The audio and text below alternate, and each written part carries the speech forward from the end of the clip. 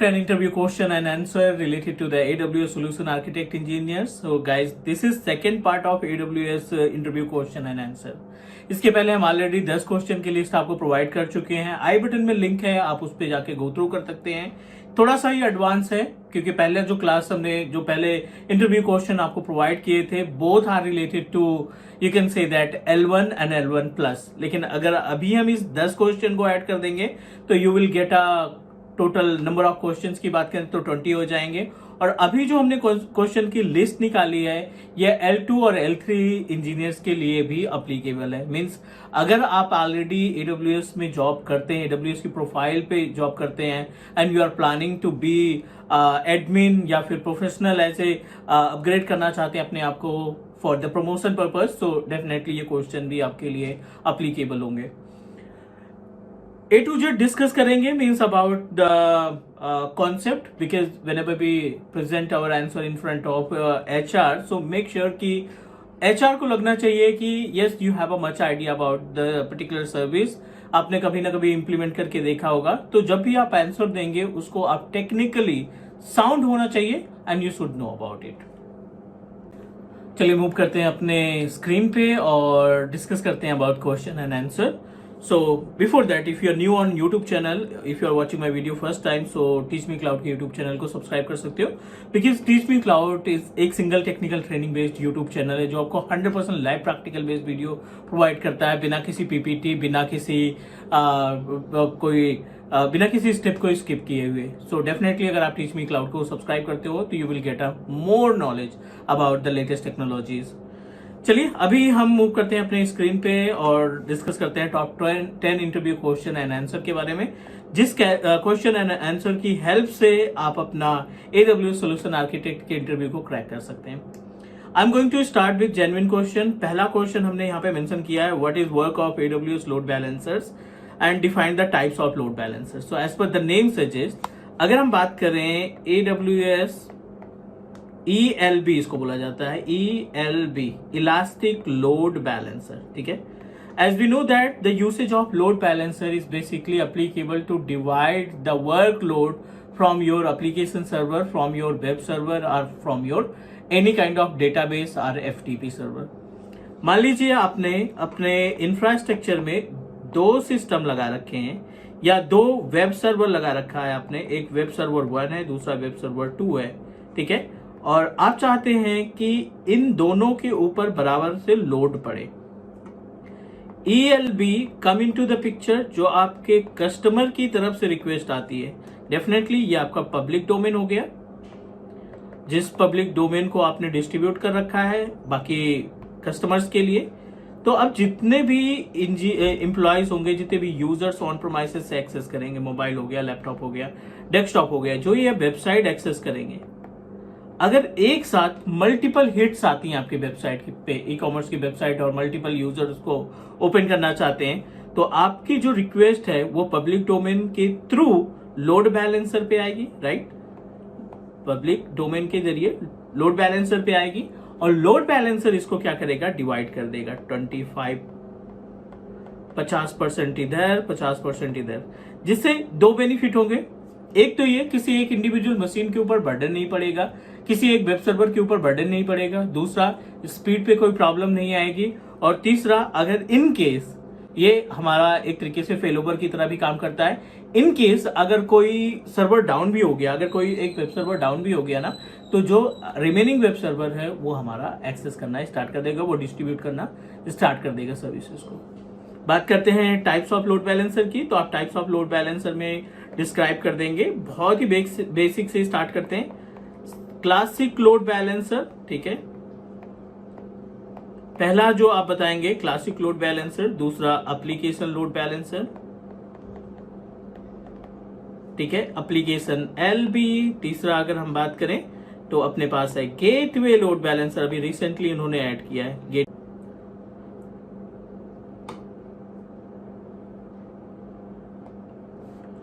Classic load balancer, application load balancer, gateway load balancer और एक अपना है नेटवर्क लोड बैलेंसर. ठीक है, तो टोटल जो नंबर ऑफ लोड बैलेंसर्स हैं आपको देखने को मिलेंगे AWS पोर्टल के ऊपर वो है 4. Classic is a common load balancer जो हर एक सर्विस की लोड को बैलेंस कर सकता है.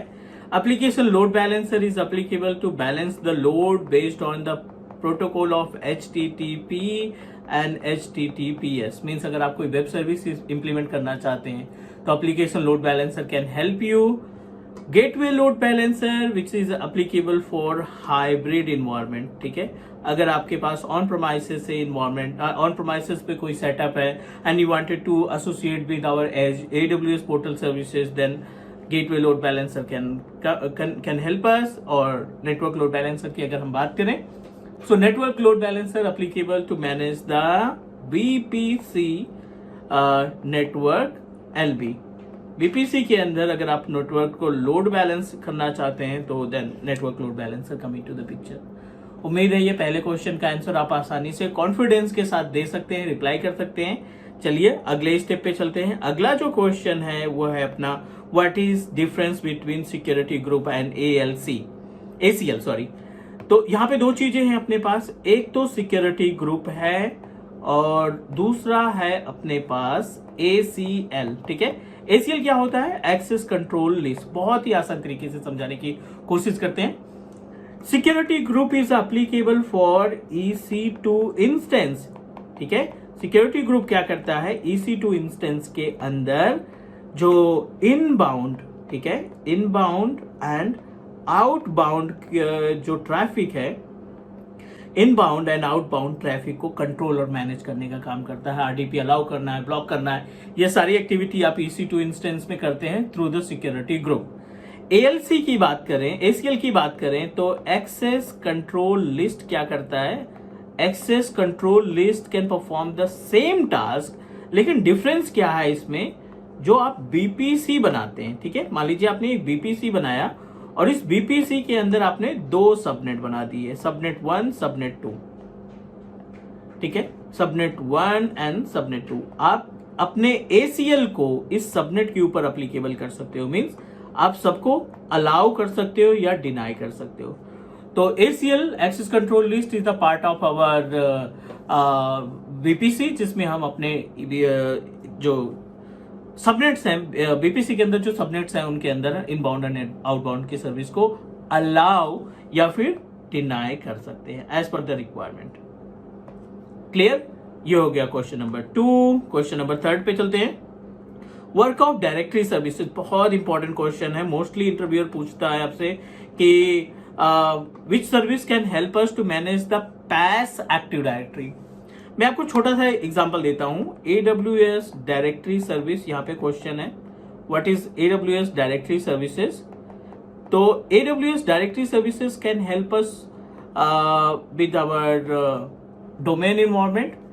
एक अपने पास ऑप्शन रहता है कि आपने पास सर्वर ऑपरेटिंग सिस्टम है, सर्वर 2012 या 2016, और आप इस सर्वर 2016 या 19 पे ADDS सर्विस को इंस्टॉल कर लेते हैं, एक्टिव डायरेक्टरी डोमेन सर्विसेज को मैनुअली इंस्टॉल कर लेते हैं.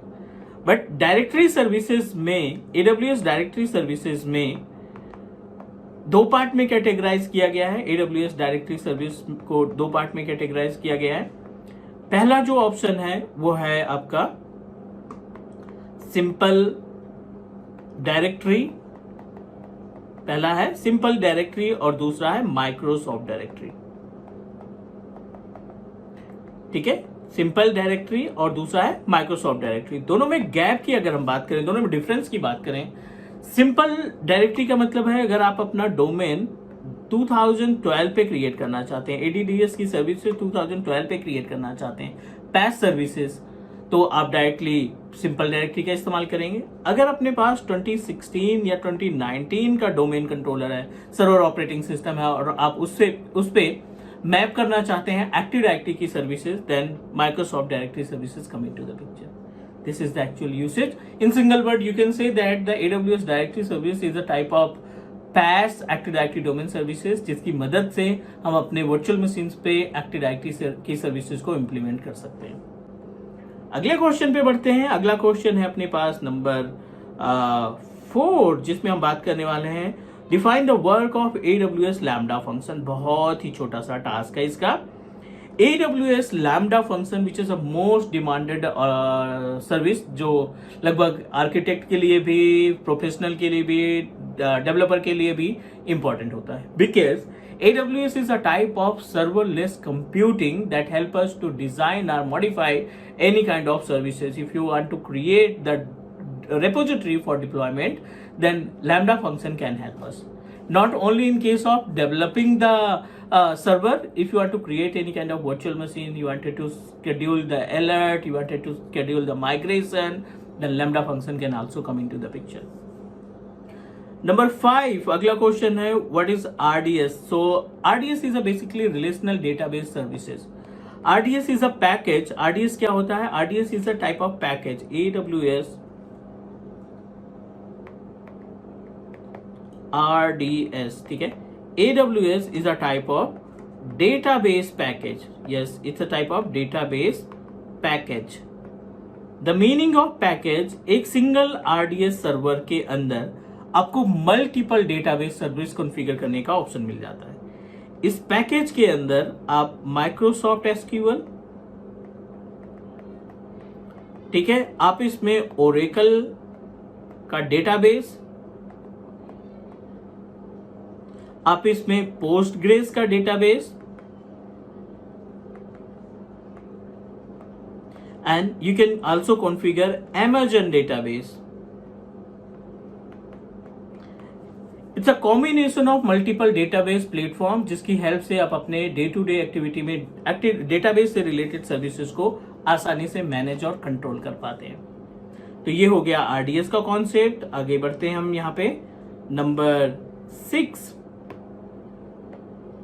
नंबर 6 है यहाँ पे अबाउट AWS स्टोरेज गेटवे. बहुत ही इंपॉर्टेंट पॉइंट है. AWS storage gateway as per the name suggest the work of AWS storage gateway. यहां पे मान लेते हैं this is our AWS portal